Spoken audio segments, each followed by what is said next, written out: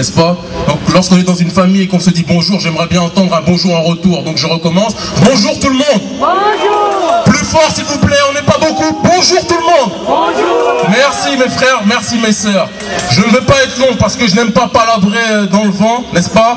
Aujourd'hui on est pour un rassemblement dont le titre est African Liberation Day.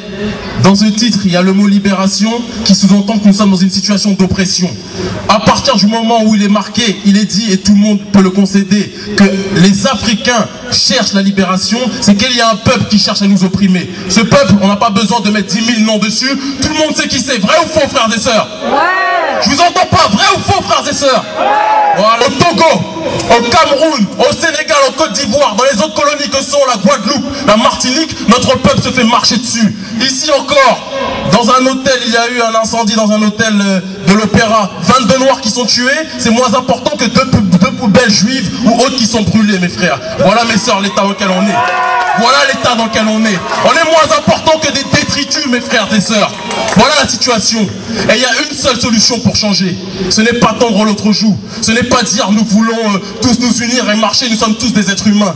Il y a peut-être des blancs qui, en effet, aiment l'Afrique et voudraient que l'Afrique marche. Mais ce n'est pas en ayant une attitude paternaliste à notre égard que la situation changera, mes frères et sœurs. C'est quand nous-mêmes, on se prendra en main, quand nous-mêmes on prendra conscience de notre dignité, de notre fierté, qu'on pourra un jour se lever et faire en sorte que des guignols comme Niadema ou consorts ne puissent continuer à faire le massacre qu'ils opèrent.